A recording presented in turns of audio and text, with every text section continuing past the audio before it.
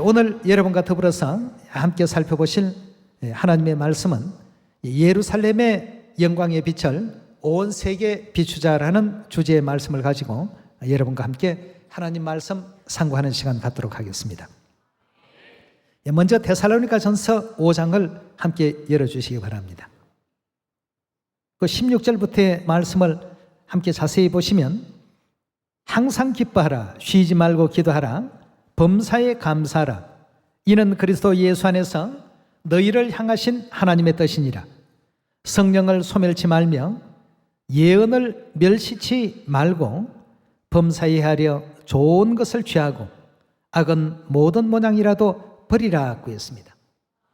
예언을 멸시치 말라는 이 내용의 말씀은 예언의 말씀을 중요하게 여기라는 뜻 아니겠습니까? 하나님께서 예언하신 그 모든 예언의 말씀은 결코 우리가 가볍게 생각하거나 이것이 예언은 되어 있지만 이루어지지 않을 수도 있다라는 이런 어떤 부정적인 생각은 다 버리고 예언은 반드시 그대로 이루어지고 성취된다는 사실을 굳게 믿어야 된다는 것을 강조하고 있는 내용이라고 볼 수 있겠습니다. 자, 그래서 예수님께서도 하나님께서 선지자들을 통해서 기록하신 모든 예언에 대해서는 반드시 믿어야 된다는 사실을 2000년 전에도 이 땅 위에 육체를 입고 오셔서 한 번 더 강조해 주신 대목이 있습니다. 우리 그 장면도 마태복음 26장에서 확인해 보도록 합시다. 26장 51절의 말씀 보시면 예수와 함께 있던 자 중에 하나가 손을 펴 검을 빼어 대제사장의 종을 쳐 그 귀를 떨어뜨리니 이에 예수께서 이르시되 내 검을 도로 집에 꽂으라. 검을 가지는 자는 다 검으로 망하나니라.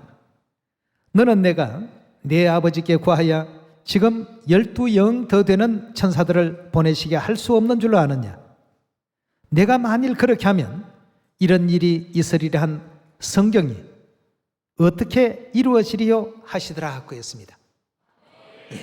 그럼 선지자들과 성경에서는 반드시 이런 일들이 이루어져야 된다라고 알려주시고 예수 그리스도께서 속죄의 희생제물로 우리 온 인류의 죄를 대신해서 희생당하실 것을 성경에서는 기록하고 있는데 이렇게 이제 베드로가 나와서 예수님을 보호한다고 막 칼을 휘둘러대고 말이죠.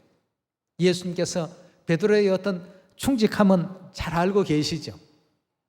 그러나 이런 모든 일들이 예언대로 저들이 그런 어떤 심령을 갖고 싶어서 갖는 것이 아니라 예언이 그렇게 되어 있기 때문에 이와 같은 상황은 나올 수밖에 없는 이와 같은 일이라는 것을 예수님께서 또 일깨워 주시면서 내가 만일 저들을 다 내 능력으로 물리쳐버리고 저들을 다 제압시켜버리고 다 멸망시켜버리게 된다면 이런 일들이 있을 것이다 한 성경이 어떻게 이루어질 수 있겠느냐. 예언은 절대 멸시할 수 없는, 무시할 수 없는, 또 예언의 어떤 그 상황을 굴절시키거나 다른 방향으로 그 물꼬를 다시 만들 수가 없다는 사실을 예수님께서 확인시켜 주셨습니다. 그럼 예언은 반드시 예언한 그대로 어떻게 된다는 뜻이죠? 이루어진다는 이와 같은 의미가 되겠습니다. 자, 그렇다면 예루살렘의 그 영광의 빛을 온 세상에 비춰야 되는 것도 결국 이것도 예언입니다. 이사야 62장에 보면 예루살렘 성벽 위에 그 파수꾼들은 종일 종야에 잠잠치 말고 예루살렘이 세상에서 찬송을 받기까지 어떻게 하라고 했습니까? 쉬지 말고 외쳐야 된다는 이와 같은 사실을 우리에게 또 예언 가운데 보여주신 장면입니다. 자, 그렇다면 많은 예언들 가운데서 이제 전 세계 사마리아 땅끝까지 이 복음이 다 전파되는 예언 한 장면을 보도록 하겠습니다.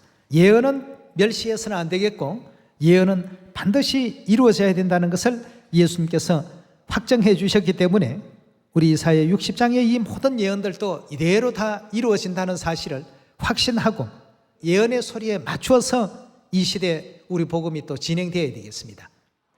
이사야서 60장 1절입니다. 60장 1절의 가르침을 보시면 일어나라, 빛을 발하라. 이는 내 빛이 이르렀고 여호와의 영광이 내 위에 임하였습니다. 보라, 어두움이 땅을 덮을 것이며 캄캄함이 만민을 가리우려니와 오직 여호와께서 내 위에 임하실 것이며 그 영광이 내 위에 나타나리니 열방은 내 빛으로 열왕은 비치는 내 광명으로 나오리라. 내 눈을 들어 사면을 보라. 무리가 다 모여 내게로 오느니라. 내 아들들은 원방에 속겠고 내 딸들은 안기어 올 것이라고 했습니다. 우리가 잘 아는 것처럼 예루살렘의 미래에 장차 있을 그 영광을 이와 같이 찬양하고 노래한 바로 그 장이 이사야 60장입니다. 예루살렘의 영광의 그 빛이 숨겨져 있어서는 안 되겠고, 이 영광의 빛이 10번 말할 때와 100번 말할 때와 1000번을 말할 때는 상황이 자꾸 달라집니다. 그 빛을 한 번만 반짝하고 비치고 끝내버릴 빛이 되어서는 안 되겠죠. 1000번이고 10,000번이고 그 영광을 자꾸만 드러내야 되겠습니다.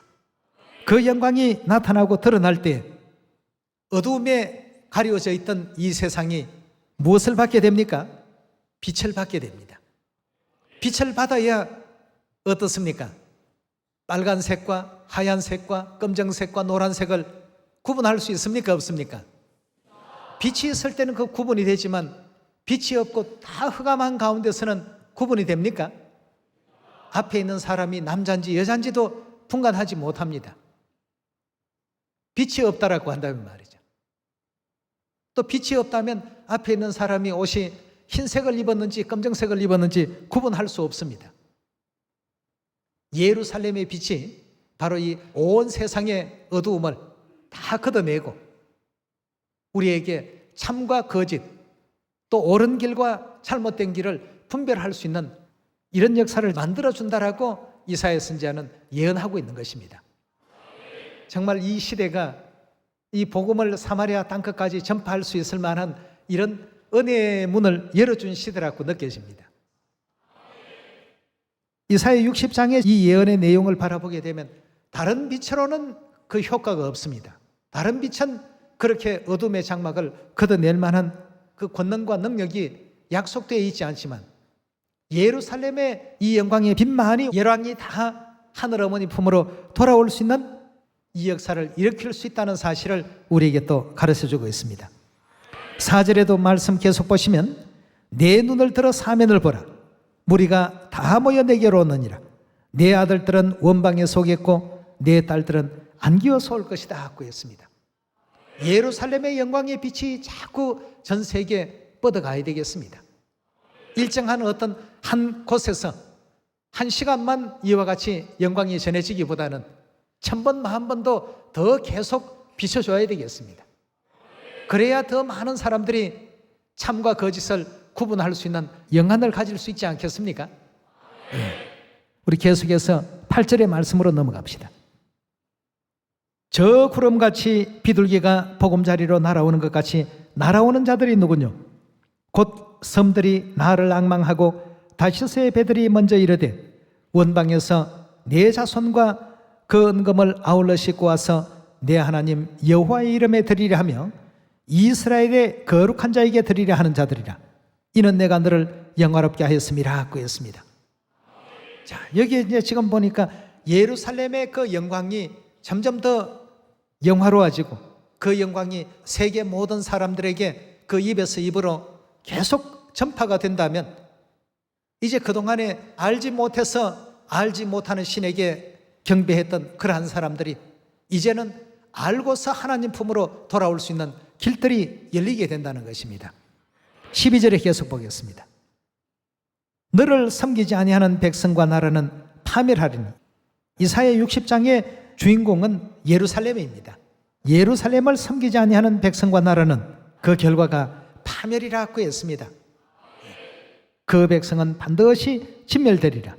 레바논의 영광, 잣나무, 소나무, 황양목이 함께 내게 이르러 내 거룩한 곳을 아름답게 할 것이며 내가 나의 발둘 곳을 영화롭게 할 것이라. 너를 괴롭게 하던 자의 자손이 괴롭게 하던 자라고 했으니까 괴롭히는 자들이 있어야 됩니까? 없어야 됩니까? 누구를요? 예루살렘을 괴롭히는 이와 같은 회방자, 비방자, 뭐 그것이 인터넷으로도 회방할 수 있고 인터넷이 아닌 오프라인 상에도 비방하고 회방하는 무리들도 반드시 있다고 했습니다. 그렇게 너를 괴롭게 하던 자의 자손이 몸을 굽혀 내게 나오며 너를 멸시하던 모든 자가 멸시했던 모든 자들이 내 발 아래 엎드릴 것이다 하고 했습니다. 이 예언 어떻게 되어야 되겠습니까? 반드시 이루어져야 됩니다. 예수님께서도 어찌 예언이 이루어지지 않을 수가 있겠느냐. 모든 것은 성경과 선지자들의 그 기록한 예언대로 다 되어야 된단 말이에요. 육체를 입고 2000년 전 이 땅에 오신 하나님께서 한 번 더 확정시켜 주시고 오늘날 이 시대에도 역시 동일한 말씀을 주셨습니다. 내 발 아래 엎드려 너를 일컬어 여호와의 성읍이라 이스라엘의 거룩한 자의 시온이라 하리라. 전에 내가 버림을 입으며 미움을 당하였으므로 내게로 지나가는 자가 없었으나 이제는 내가 너로 영영한 아름다움과 대대 기쁨이 되게 하리니 내가 열방의 젖을 빨고 열왕의 유방을 빨고 나 여호와는 내 구원자 내 구속자 야곱의 전능자인 줄 알게 될 것이다 하고 했습니다. 이렇게 이제 예루살렘의 영광이 계속 전 세계 모든 민족들 모든 나라들에게 전해지게 될 때 어떤 역사를 이루어진다고 했습니까? 20절의 말씀 보시면 다시는 내 해가 지지 아니하며 내 달이 물러가지 아니할 것은 여호와가 내 영영한 빛이 되고 내 어떤 날이 마친다고요? 슬픔의 날이라는 이 기간이 있습니다. 이 예언적 슬픔의 그 날이 마칠 것임이라고 했습니다. 슬픔의 날이 마치게 되면 이제부터는 어떤 날이 우리에게 돌아옵니까? 영영한 기쁨의 날이 돌아오게 되고 기뻐하는 소리와 창화하는 소리가 늘 끊이지 않는 이런 이제 시온의 영광이 반드시 이제 시온에 도래하게 되어 있습니다. 그러니까 우리 자녀들이 해야 될 전도의 그 소재가 여러 가지 많겠습니다만 많은 소재 중에도 예루살렘의 영광의 빛을 자꾸 밝히면 그제서야 이제 사람들이 눈이 열립니다. 눈이 열려서 안식일이 토요일이 맞구나. 일요일이 잘못된 예배일이었구나. 크리스마스가 잘못되었구나. 6월절이 맞구나 말이에요. 이런 이제 그 내용으로 분별력을 이제 가질 수가 있는 것입니다. 21절에 계속 봅니다. 내 백성이 다 의롭게 되어 영영이 땅을 차지하리니 그들은 나의 심은 가지요 나의 손으로 만든 것으로 나의 영광을 나타낼 것인즉 그 작은 자가 어떻게 된다고요? 이 결과가 나오기 이전에 선행된 일이 어떤 일을 했기 때문에 이런 결과가 나오게 된 것입니까? 빛을 발했기 때문이죠. 어떤 빛을 말입니까? 예루살렘의 빛을 발했을 때 작은 자가 천을 이루겠고 약했던 자가 어찌 된다고요? 옛날에는 저런 사람들이 과연 저 일을 할 수 있을까? 저렇게 미미해 보이는 사람들이 전 세계 이 복음을 다 전한다니 참 간도 크다. 소위 말하면 이제 이런 어떤 생각을 갖는 하는 사람들이 있습니다. 우리는 간이 커서 그렇게 하기보다는 하나님을 믿는 믿음으로 그렇게 하는 것이죠. 아니 그렇습니까?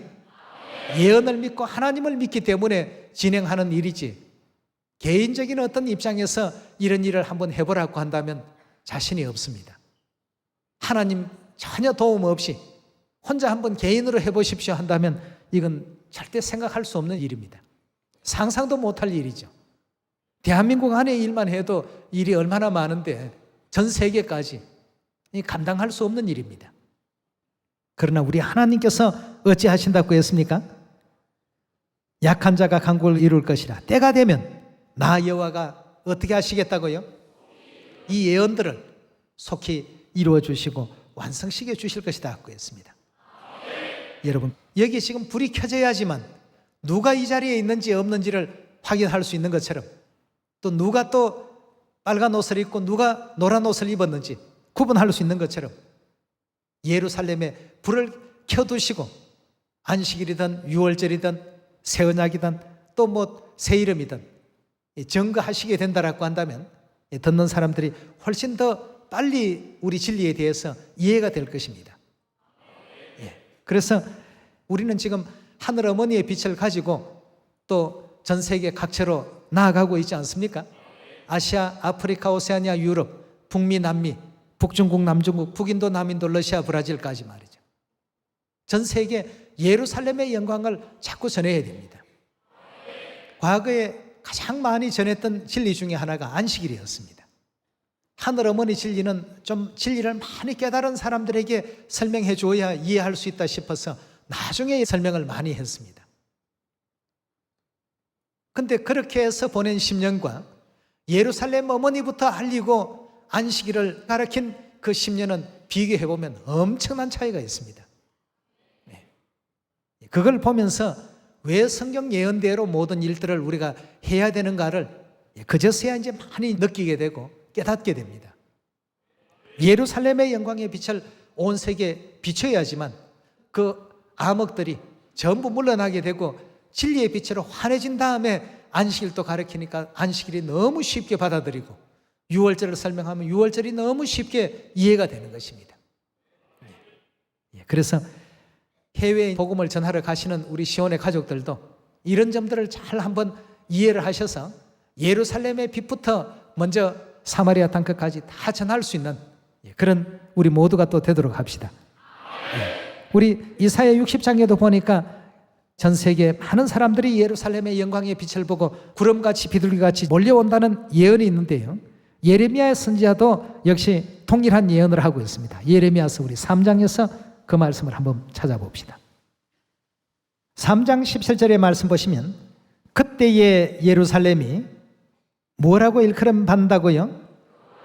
여호와의 보좌라 일컬음이 되며 열방이 어디로요? 예루살렘으로 전부 모여온다고 했습니다. 열방이 그리로 모이리니 곧 여호와의 이름으로 인하여 예루살렘에 모이고 다시는 그들의 악한 마음에 강팍한 대로 행치 아니할 것이며 그때의 유다 족속이 이스라엘 족속과 동행하여 북에서부터 나와서 내가 너희 열조의 기업으로 준 땅에 함께 이르리라고 했습니다. 여기도 지금 보니까 예루살렘이 여호와의 보좌라 일컬음 받게 될 것이고 열방이 예루살렘으로 다 몰려오게 되는 이와 같은 예언의 때가 반드시 도래한다라고 했습니다. 이사야 49장에도 그 같은 예언의 말씀이 또 있습니다. 이사야 49장 15절의 말씀 보도록 하겠습니다. 여인이 어찌 그 젖먹는 자식을 잊겠으며 자기 태선한 아들을 긍휼히 여기지 않겠느냐. 그들은 혹시 잊을지라도 나는 너를 잊지 아니할 것이라. 내가 너를 내 손바닥에 새겼고 너의 성벽이 항상 내 앞에 있나니 내 자녀들은 속히 돌아오고 너를 헐며 너를 황폐케 하던 자들은 너를 떠나가리라. 내 눈을 들어 사방을 보라. 그들이 다 모여 어떻게 해요? 내게로 온다고 했습니다. 예루살렘의 그 품으로 다 오게 될 것이라. 나 여호와가 이르노라. 내가 나의 삶으로 맹세하노니 너가 반드시 그 모든 무리로 장식을 삼아 몸에 차며 뛰기를 신부처럼 할 것이라 하고 했습니다. 이런 이제 성경과 선지자들의 예언들이 있습니다. 그럼 왜 예루살렘 품으로 모이고 돌아올 수밖에 없도록 되어 있는가? 선지자의 글 가운데 우리 사도 요한의 글을 한번 보도록 하겠습니다. 요한계시록 22장입니다. 22장 17절의 말씀 보시면 성령과 신부가 말씀하시기를 어떻게 하라고요? 예루살렘의 영광이 다 비춰지고 전 세계 모든 열방과 열왕과 또 열족들이 물밀듯이 몰려오게 되는 이면에는 사도 요한이 계시를 보니까 누가 지금 부르고 있다고 했습니까? 성령과 신부가 말씀하시기를 오라고 이렇게 부르시는 음성이 계셨습니다. 우리는 아직도 이 진리를 알지 못하는 이웃 사람들에게, 아직도 이 진리를 알지 못하는 열방 민족들에게 나아가서 그 음성을 지금 대신 전하는 사명들이 우리가 지금 하고 있는 전도의 사명 아니겠습니까? 이렇게 전하기만 하면 전부 오게 되어 있습니다. 우리 하나님께서 때가 되면 그 모든 일을 속히 이루어 주신다고 했습니다. 어제도 우리 복음의 끝부분이 예언대로 어떻게 하나님께서 이루어 가실 것인가에 대해서 이것저것 또 살피다가 보니까 여러 가지 하나님께서 굉장히 또 큰 어떤 기쁨을 주셨습니다. 역시 우리는 예언대로 모든 일들을 행할 때 하나님의 어떤 축복이 있고 하늘문을 열어주시고 복음의 어떤 열매를 맺게 해주시는 것이지, 우리 임의대로 할 때에는 아무리 수고를 많이 하고 애를 많이 쓴다 할지라도 우리가 얻고자 하는 그 결과에는 결코 미치지 못한다는 것을 하나님께서 알게끔 해주셨습니다. 다시 말해서 가을에 열매를 맺는 부분이 나무에서 어떤 부분이죠? 가지의 열매가 맺힙니다. 농부가 가지만 애지중지한다고 해서 열매가 맺힐 수 있습니까? 다른 것은 하나도 안 돌보고 가지야 가지야 너 열매 잘 맺으니까 나는 너만 제일 이뻐, 가지만 계속 이렇게 신경을 쓰다가 보면 평생 가도 열매 하나 얻을 수가 없습니다. 그 가지는 하나의 어떤 역할을 하는 도구에 불과한 것입니다. 열매를 맺는 어떤 도구에 불과하고 가지를 돌보지 말라는 것은 아닙니다만 실제 열매를 맺게 하는 모든 영양소나 그 진액은 어디에서부터 전부 공수가 되는 것입니까? 뿌리를 잘 보살펴야 결국 가지 끝에 뭐가 생깁니까?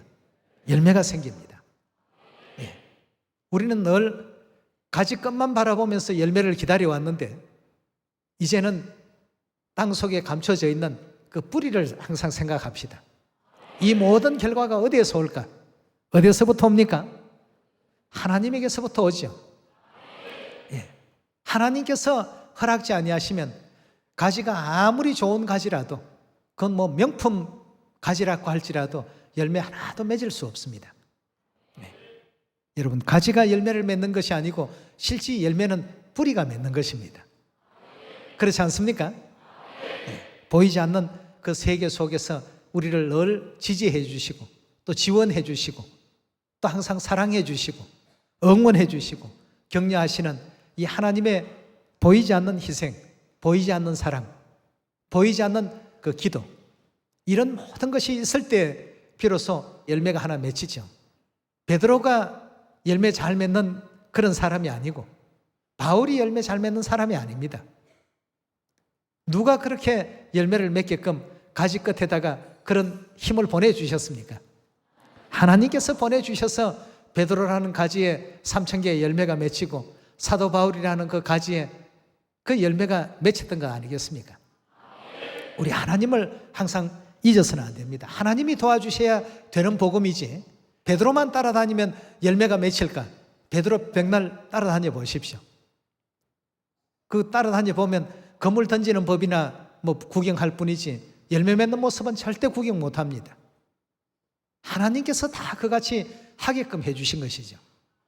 하도록 해주셨고 지원해 주셨고 그런 어떤 역사가 일어날 수 있도록 힘을 주셨던 것입니다. 베드로뿐만 아니고 바울도 마찬가지입니다. 누구를 닮고 싶으냐 하면 저는 바울 닮고 싶습니다. 한 50점짜리 대답밖에 안 됩니다. 정말 우리 모두는 하나님을 닮아야 됩니다. 그렇지 않습니까? 네. 바울이라는 가지, 베드로라는 가지, 아무리 명품 가지라 할지라도 이 모든 가지들은 가지일 뿐입니다. 그들이 명품 가지라 할지라도 뿌리가 없는 가운데 열매는 절대 나올 수가 없고 뿌리가 없는 가운데 복음 전파는 이루어질 수가 없는 것이죠. 네. 하늘아버지를 생각하고 하늘어머니를 생각하면서 전할 수 있는 우리 복음이 되도록 합시다. 그래서 우리에게 주신 하나의 어떤 사명이 있습니다. 사마리아 땅끝까지 가서 이 복음을 전파하라고 했는데 복음의 가장 핵심이 뭡니까? 하나님 아니시겠습니까?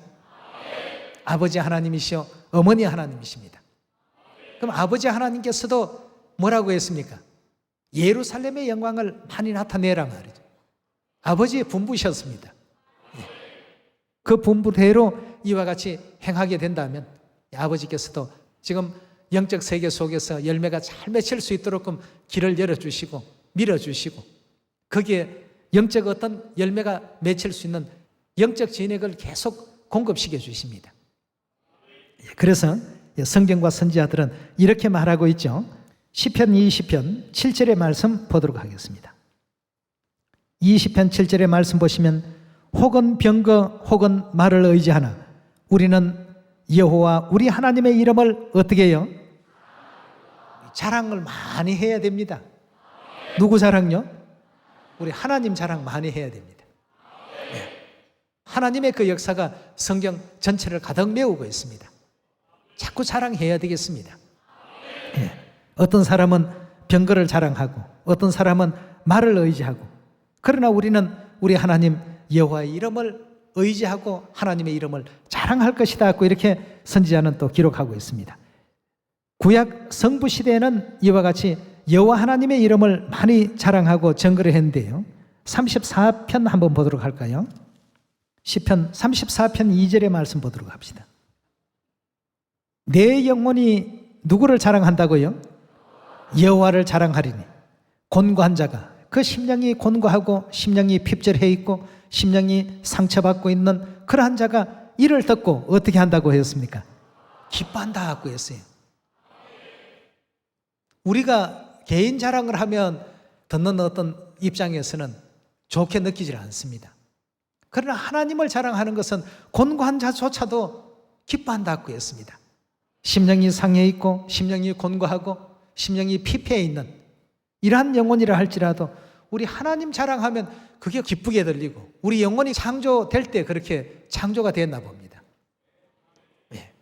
우리 잃어버린 형제 자매들 많이 속히 찾으려면 아버지 자랑, 어머니 자랑 많이 할 수 있는 우리가 되어야 되겠습니다. 예언이 이렇게 되어 있다면 이 예언들은 우리가 피할 수 없는 예언이고, 이걸 피해서 내 생각대로 다른 방법과 다른 길을 택하게 된다면 결국 열매는 얻을 수가 없습니다. 오직 가지만 바라보고 가지에게 온갖 정성을 다하면서 열매야 많이 맺혀라, 금년에도 많이 맺혀달라고 주인이 가지만 항상 신경을 썼다라고 한다면 결코 그 농부는 진정한 농부라고 이렇게 볼 수가 없죠. 뭔가 사물의 이치를, 열매 맺는 어떤 이치를 모르는 사람이라고 밖에 볼 수 없습니다. 열매 맺는 모든 이치는 뿌리에 있습니다. 보이지 않는 땅 속에 감춰 있고 묻혀 있긴 하지만 그 뿌리가 모든 그 열매를 맺을 수 있는 힘을 제공하고 근원을 제공하는데, 가지만 탐스럽게 하고 사랑스럽게 다독거려주고 아무 의미 없습니다. 우리 하나님께 마음과 뜻과 정성을 다 쏟아야 되겠습니다. 그러면 어떤 가지가 되었든지 가지에 열매가 다 맺힙니다. 중학교 가지에도 열매가 맺히고, 또 직장인 장년의 가지에도 열매가 맺히고, 부녀들의 가지에도 열매가 맺히고, 또 대학생들 가지에도 열매가 맺히고, 또 유소년들조차도 다 그 끝에 열매가 주렁주렁 하나님께서 맺히게끔 해주십니다. 하나님이 최고입니다. 그래서 이사야 60장에도 하나님의 영광을 나타낼 자라고 이렇게 표현하지 않았습니까? 하나님 영광을 나타낸다는 것은 하나님 자랑하는 거 아닙니까? 하나님을 많이 자랑하니까 결국 거기에는 수만 가지 열매가 곳곳에 주렁주렁 결실되었습니다. 예레미야서 우리 9장 23절의 말씀 봅시다. 9장 23절의 말씀 보시면 여호와께서 이같이 말씀하시되 지혜로운 자는 그 지혜를 자랑치 말라, 용사는 용맹을 자랑치 말라, 부자는 그 부함을 자랑치 말라. 자랑하는 자는 이것으로 자랑할지니 곧 명철하여 누구를 안다고요? 하나님을 아는 것과 나 여호와는 인애와 공평과 정직을 땅에 행하는 자인 줄 깨닫는 것이라. 나는 이 일을 기뻐하노라, 여호와의 말이니라고 했습니다. 예, 우리 하나님을 자랑해야 됩니다. 용사의 어떤 용맹함, 또 부자의 어떤 그 부함, 그런 걸 가지고 우리 복음의 어떤 구원의 역사가 일어나는 것이 아닙니다. 오직 우리 하나님을 자랑하는 그곳에 역사가 일어나고, 하나님을 나타내는 그곳에 아름다운 열매가 항상 주렁주렁 결실이 됩니다. 구약 시대는 성부 여호와 하나님을 자랑했다면 성자 시대는 사도들이 예수님 전부 자랑했습니다. 예, 그 예수님은 근본 하나님의 본체셨단 말이죠. 예수님이 천지와 만물을 다 창조하셨다, 이렇게 전부 자랑하고 나니까 거기에 복음의 열매가 하루에 3,000명, 5,000명이 주렁주렁 결실이 되었습니다. 이런 지난날의 그 모든 역사는 장래 우리를 위한 교훈으로서 기록했다고 로마서 15장이 기록하고 있는데요. 그렇다면 오늘날 이 성령 시대 우리는 과연 무엇을 어떻게 자랑할 때에 초대교회보다도 7배나 더 강렬한 열매의 역사가 일어날 수 있겠습니까? 때가 되면 나 여호와가 속히 이루겠다고 했는데 그 때라는 것이 과연 뭘까요? 우리 자녀들의 입에서 밤낮 없이 예루살렘의 영광이 노래처럼 흘러나와야지만 작은 자가 천이 되고 약한 자가 강국을 이루는 그 때가 이제 오게 되는 것입니다. 성경을 통해서 수없이 많은 얘기를 해주고 많은 가르침이 나가도 여전히 그 사실을 이해하지 못하고 깨닫지 못하고 믿지 못하는 가운데 진행되는 복음이라고 한다면 하나님께서는 약한 자가 강국이 되게끔 하지 않습니다. 일어나서 모두가 다 예루살렘의 빛을 노래하고 예루살렘의 영광이 노래가 되는 그 순간이 된다면 그게 바로 하나님께서 바라시는 때가 되겠습니다. 때가 되면 나 여호와가 신속히 이 역사를 이루어가겠다고 했습니다. 하나님의 방식은, 하나님의 공식은 어떻게 갖춰져 있습니까? 예루살렘의 영광의 빛이 비춰야만 어떻게 된다고요? 작은 자가 천이 되고 약했던 자가 강국이 된다라고 하나님은 그렇게 공식을 정해놓고 있는데 우리는 과연 이래서 될까?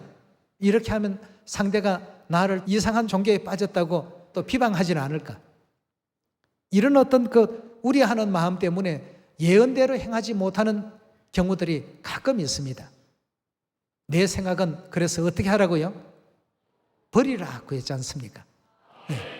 내 생각은 너희 생각보다 월등히 높으니까 내가 너희에게 행하라 한 대로 예언 따라서 그대로만 해달라고 하나님께서는 부탁하고 있습니다. 우리 국내에서 복음을 전하든 해외 가서 복음을 전하든 또 누구를 만나서 복음을 전하든 그게 구애받지 마시고 하나님께서 전하라 하신 예루살렘의 영광을 많이 또 자랑할 수 있는 우리 시원의 모든 가족들 되셔서 좋은 알곡 열매 날마다 또 주렁주렁 결실할 수 있는 귀한 축복 아울러 또 받기를 바라겠습니다. 오늘 말씀 이것으로 마칩니다. 감사합니다.